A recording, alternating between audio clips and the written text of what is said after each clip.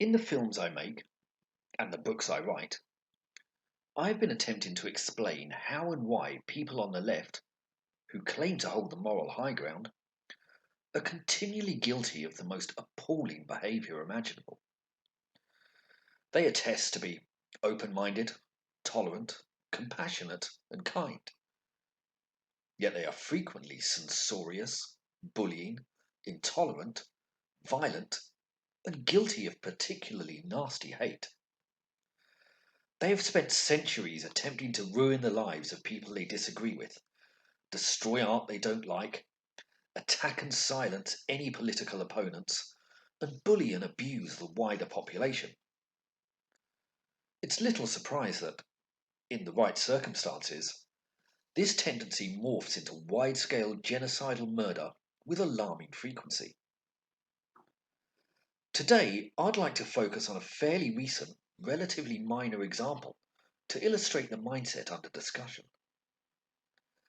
In February 2017, LD50, a small art gallery in Dalston, East London, put on a show to highlight divisions in America. It included images of Donald Trump and Pepe the Frog, and individual works by some artists alleged to have alt-right leanings. And why not? After all, art is supposed to shock and challenge conventions, not to conform to some sort of imposed societal norm. Unless, of course, you happen to be on the far left, because a huge mob decided that they needed to protest the exhibition. Now, I can't comment on the art that was displayed, because I never got the chance to see it. But the vast majority of those protesting had never seen it either. This, naturally, didn't stop them. Now, if people want to protest an exhibition, even if they've got no idea what they're protesting, that's fine. It's their right. But this mob didn't just protest the exhibition. They shut it down. They prevented anyone else from being able to attend either. And that is simply not okay. People have the right to protest. They have the right to refuse to attend. But they do not have the right to ban, to force their opinion on others. And this arrogant intolerance of other people's rights and opinions is virulent on the left. It always has been. And it's getting much worse again now. And it should be deeply worrying. Because we're talking here about banning art on moral grounds. And what type of people do this? Who targets degenerate art and imposes their narrow and puritanical cultural views on others? Well, at the risk of transgressing Godwin's law, it's the Nazis, it's the Maoists, it's ISIS.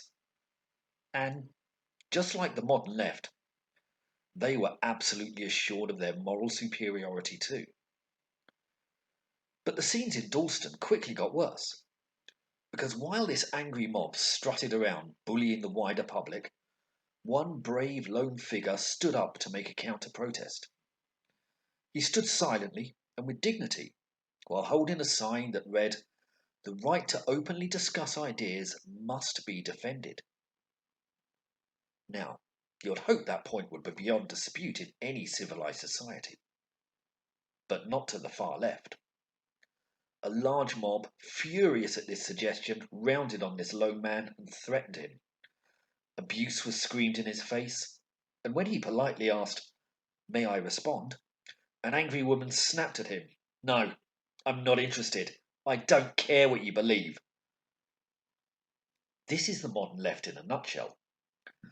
This woman clearly believes she holds the moral high ground, yet her arrogance, her intolerance, her close-minded refusal to even allow other people to voice opinions is startling.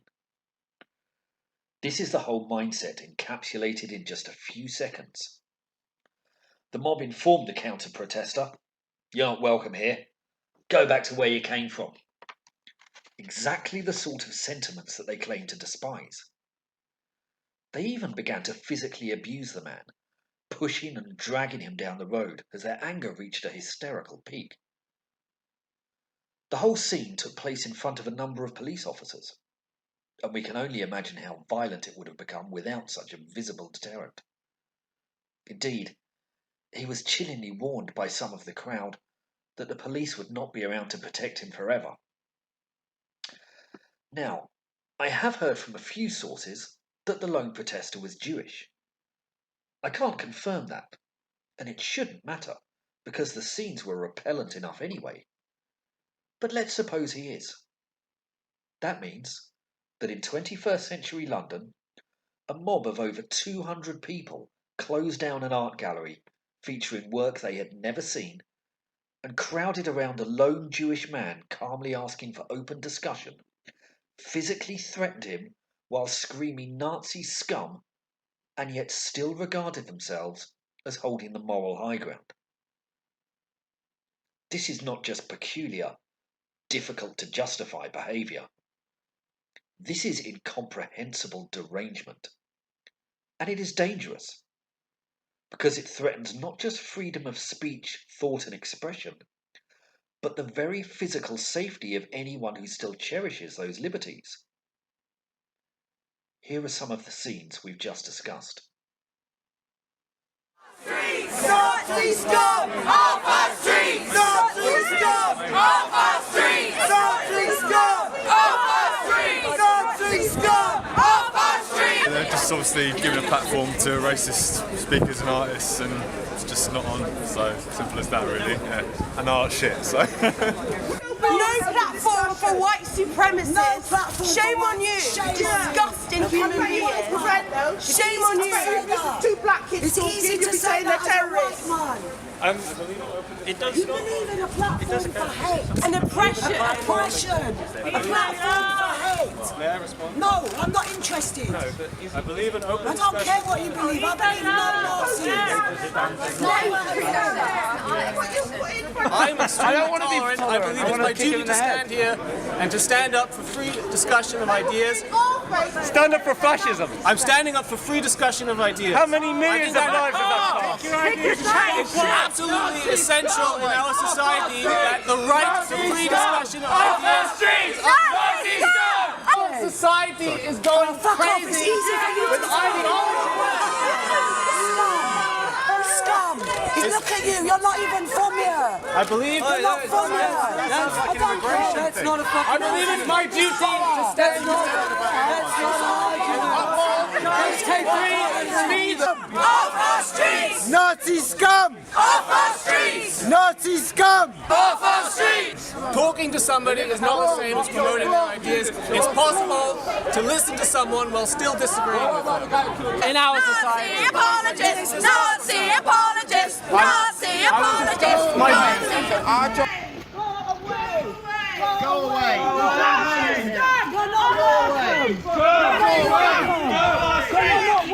Nazi scum off our streets! Nazi scum off our streets! Nazi scum off our streets! Nazi scum Go away! Nazi scum off our streets! Nazi scum off our streets! Shame on you! Nazi scum off our streets! Nazi scum off our streets! Nazi scum off our streets! Nazi scum off our streets! Shut it down! Fascist gallery! Shut it down! Racist gallery! Shut it down! LD50! Shut it down! Nazi gallery! Shut it down! LD50! Shut it down! Racist gallery! Shut it down! Fascist gallery! Shut it down! LD50! Shut it down! Shut it down!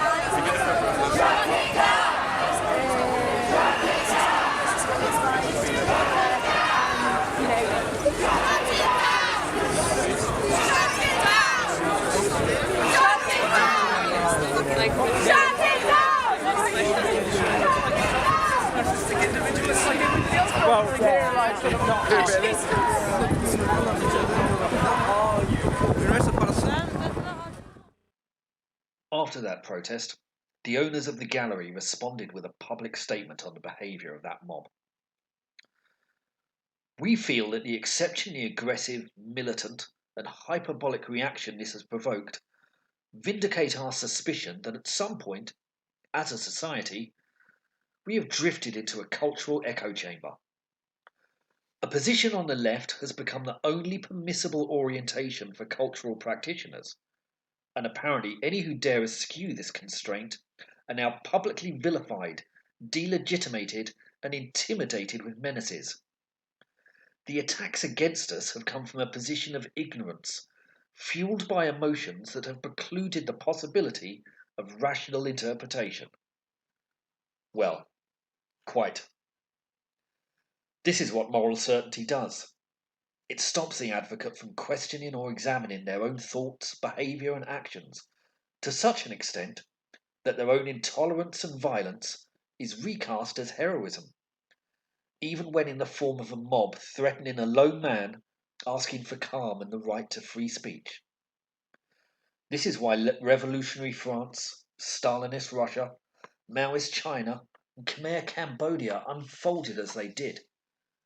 And it is why the movement has learned nothing from all the horrors they have unleashed, and why they will continue to learn nothing and to behave in the same way in the future, while still being absolutely convinced in the correctness and the virtue of everything they do.